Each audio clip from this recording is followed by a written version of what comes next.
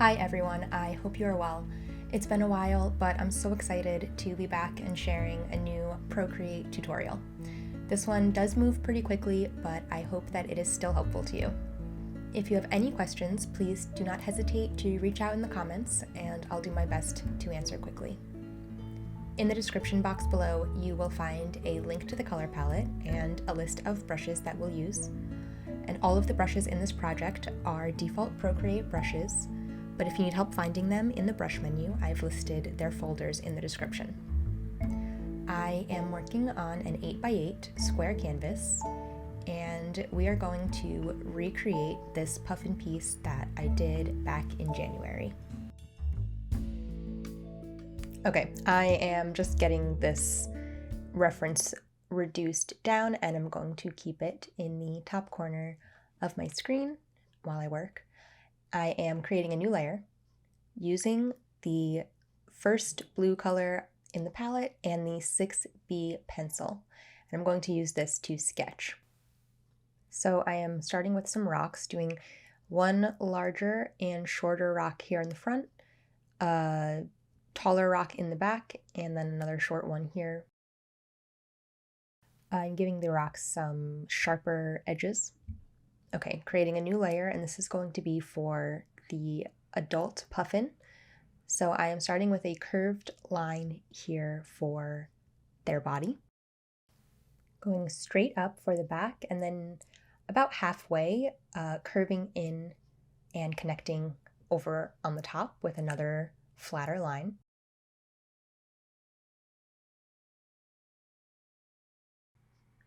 Now for the head, I am drawing a circle very close to the body that is pointing downwards towards the other rock. And then I'm just connecting that to the body with a sort of a curved line going down the back.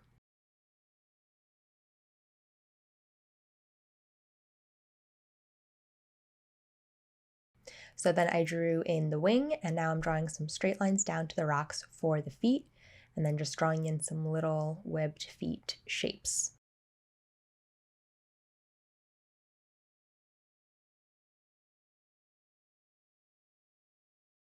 Okay, now I've made my legs a little too long here, so I'm tapping the select tool, that little ribbon at the top, and then the arrow, and bringing down the body so that the legs are shorter. I am also using the uniform setting to make the entire body a little bit smaller. Okay, now for the beak, I've created a dot where I want the beak to sort of stop, where I want the point of the beak to be, and then I'm just drawing two curved lines from the face to connect to that dot, and that's how I've made the beak.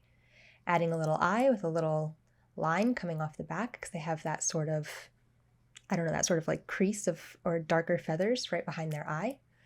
And then I am adding in the little areas that are going to be the area on the head that is also black, so that little stripe. And just cleaning up my sketch a little more. And then I'm going to draw some lines for the plants. Now the lines here behind the puffin, I'm keeping shorter, but the plants on the other side, I'm letting be a little bit taller. So as you can see in the reference photo, it sort of will frame the whole scene.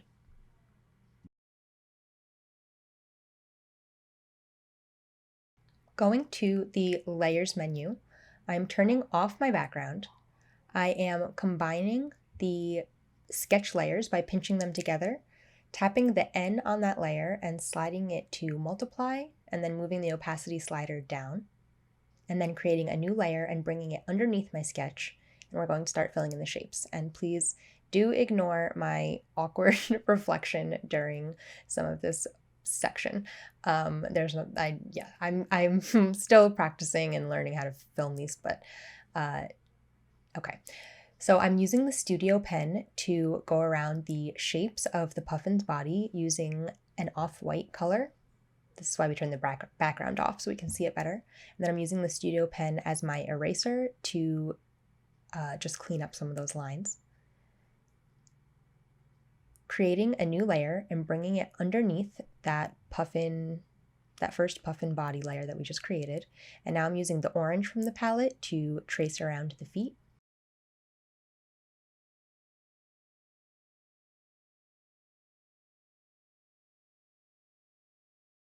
creating another new layer, bringing it underneath the puffin's body, and keeping that orange to trace around the beak. Okay, now I am going to create another layer above the puffin. And this time I'm going to set that as a clipping mask by double tapping on the layer and choosing clipping mask from the menu. And using the dark gray color, I'm going to trace around the wing, neck, and the little section on the top of the head.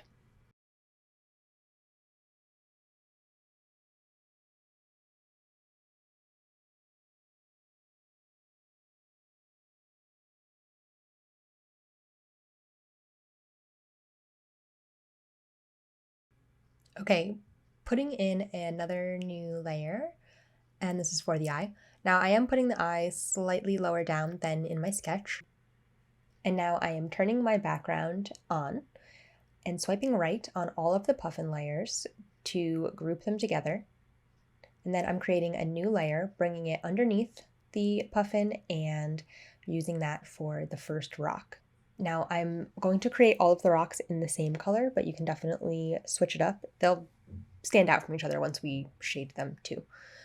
So I'm creating another layer, moving it behind the first rock, and this is for the second rock, this small one here in the corner, and then creating one more layer, bringing that behind the other two rocks, and using that for my third and biggest rock here in the back.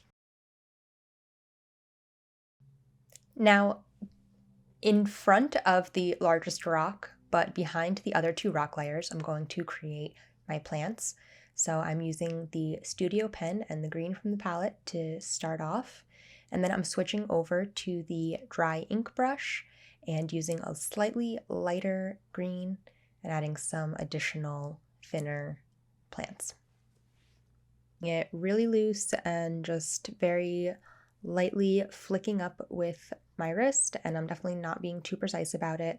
Having most of the lines go straight up, but then adding a few at curved angles for some variety too.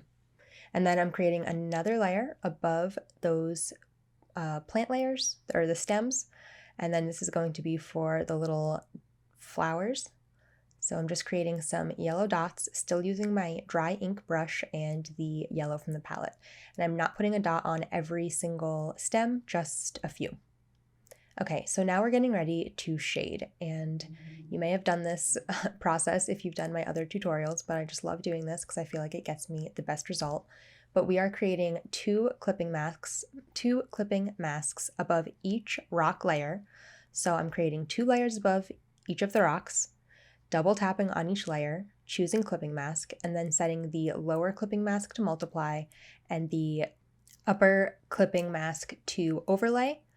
And here is how my layers menu is looking right before I start this process. I hope it's not too confusing because I know I went through it kind of quickly, but I have all of my rock layers here, 2 clipping masks above each one, and then I have the plant and the puffin grouped together and sort of just out of the way for now. Okay, so I'm going to that multiply layer above the rock furthest back. I'm choosing a dark blue shade, the Nikko Rull brush, and then I'm using the side of my pencil and gently adding some shading at different angles across the whole rock, focusing mostly on the bottom. And now the overlay clipping mask for the same rock, changing the color to a brighter and lighter blue. And then I'm doing the same thing using the side of my pencil and just adding a few highlights and focusing more on the top half of the rock this time. Okay, and then I'm going to repeat that same process, starting with the multiply and the darker blue for the other 2 rocks. So I'm going ahead and doing both of the multiply layers first. And with the rock that the puffin is standing on, I'm making sure to add a little extra shadow right underneath his body. And then going in and adding the overlay for both of those rocks with the brighter and lighter blue.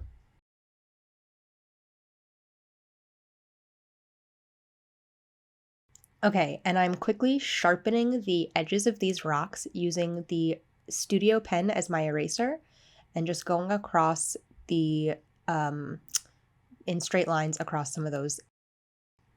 Okay, so now I'm combining these clipping masks down, pinching the multiply layers first and then the overlay, and that will preserve those settings that we've just created. And then I am creating a clipping mask above the stems and a clipping mask above the flowers. And I'm setting both of those to multiply by tapping on the end and sliding down to multiply.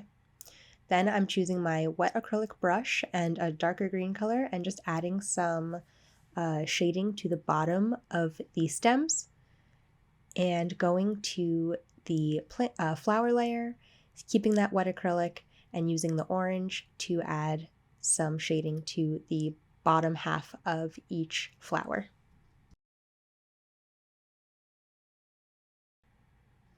Finally, I'm going to create one more layer, and this time using white, I'm just going to create a small highlight on the top of each of those flowers as well.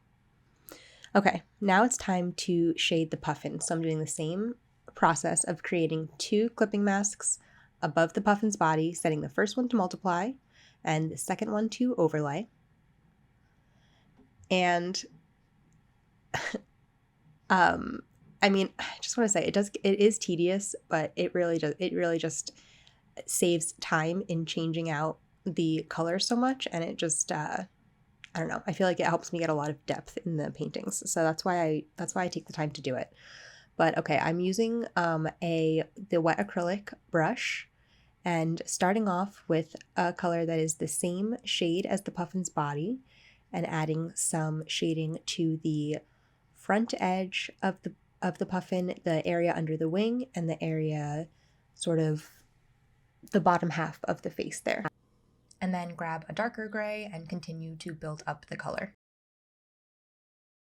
Okay, now this is kind of hard to see, but I'm grabbing the orange and reducing the size of my brush, and then I'm just adding a little touch of orange underneath the wing there and along the edge of the face where the dark and the light meet. Okay, and then I'm adding that little crease line of dark feathers right behind the eye. Switching to the overlay above the puffin's body and using white, I'm adding some highlights to the face and the center of the body.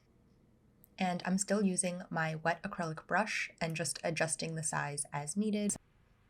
Now I have the blender set with the wet acrylic brush, so it's this little finger up in the top here, and I'm blending out the highlights and the shadows, just smoothing them together.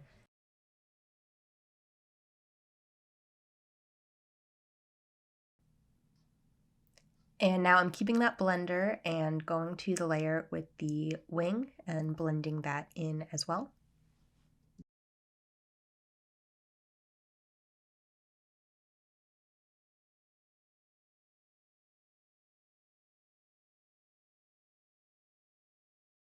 I'm swiping right with 2 fingers to alpha lock the beak layer, and then using the Studio pen and the same blue as the rocks, I'm drawing a stripe along the beak.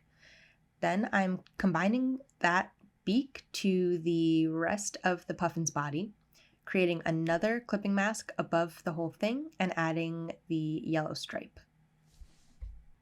And I'm just cleaning up the edges of that as needed. Okay, so checking in again with how my layers menu is looking. I have my puffin's body with the beak combined down. I have a clipping mask above that with the yellow stripe from the beak. And then I have the multiply layer with our shadows and the overlay clipping mask with our highlights. And now I'm going to go back to that multiply shadow layer to shade the beak. So I've selected that multiply clipping mask. I'm using the orange and the wet acrylic, and I'm just adding some shadows to the left side of the beak and a little to the bottom. Then I'm switching to the yellow from the palette and going to the overlay clipping mask and adding some highlight to the edge there. Okay, creating a new layer above the feet, tapping it again to set it to a clipping mask, and tapping that N to scroll down to the multiply blend mode. And then I'm choosing the orange, the same orange that the feet are drawn in, and I'm just adding some lines to show the separation there. And I'm also going down the leg. Okay, I'm pinching those two layers together and creating another clipping mask on top of the feet, setting it to overlay. And then I will select the yellow from the palette and the wet acrylic and just add some highlights to the areas in between the lines that we just drew. And this is when Shane decided that he was going to be helping out for a little bit. There is a lot longer of this process with him, but I had to include him a little bit there. Okay, going back to that multiply clipping mask, the one that's over the whole puffin one more time, and just adding a little bit of shading to the wing and the lower part of the neck. And then I'm going to the layer with the eye on it, using white and the studio pen to put a little highlight right there. Okay, we are almost done with the bird. I'm going to create one more layer above the whole thing, and this time set it to multiply.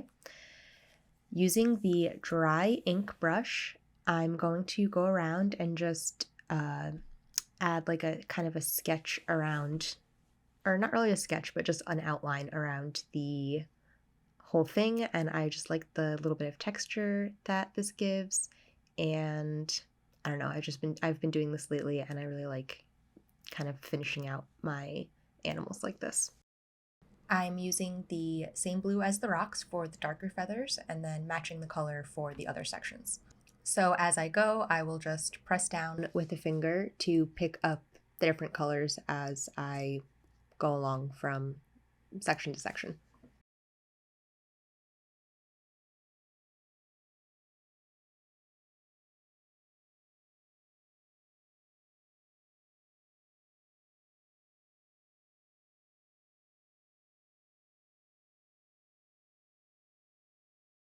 Okay, so we're all done with the adult puffin, and now we are going to use that to create the little babies. So I've grouped the whole thing together, and then I'm going to swipe left on that group, choose duplicate, tap on the new group and flatten it. And then I'm going to select it using the little arrow, flip it horizontally. Well, okay, first I'm reducing the size, making sure I'm on the uniform setting. And then I'm going to flip it horizontally. And I want to make his head at a slightly different angle. So I'm going to go ahead and grab my select tool. It's this little, I don't know what, a ribbon? I don't know. Why do I not know what that is? Okay, I'm using it to grab the head and tilt it a little more so that he's like looking at his mom.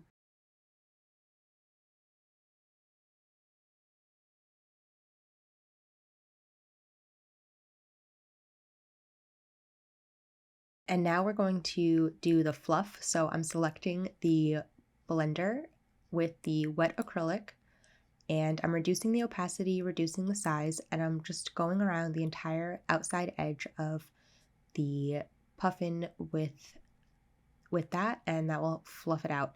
And then I'm making sure that I am going in the direction that I want his feathers to be. So I'm going up a little bit first on the top of his head, and then I'm going outwards around the rest of his body. The size of your brush will really impact a lot of how this turns out, so definitely play with some different sizes and see what you like. Be sure to zoom out and check that you can see the detail from further away.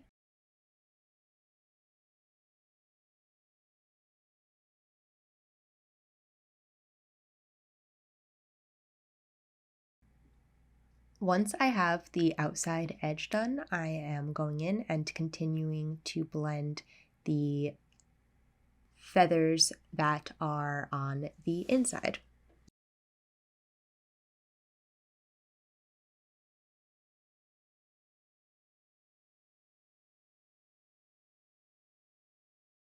There was a tiny bit of his foot that got blended, so I'm just using the dry ink brush and matching the color to clean that up a little bit. And because the chick is so small, it sometimes does not stand out as well as the adult, and also because of the blending. So I'm just creating a clipping mask above that layer and setting it to multiply and adding a little bit of additional shading to the chick. And then I'm combining the clipping mask down, duplicating that group, and that just creates like another little boost of fluff. And then I'm duplicating it again, and this is for our second chick, so I'm flipping that horizontally, placing him where I want, and that is it. I'm adding my signature. I really hope that you enjoyed this. I know it went kind of quickly, and it is really, I'm so happy to be back filming here, and I definitely have a lot more videos to come, so thank you so much for your patience with this one. If you did follow along and create your own version of this piece, I would love to see your work. You can share it with me on Instagram at ZeraCatStudio. Thanks so much for watching, and I'll see you next time.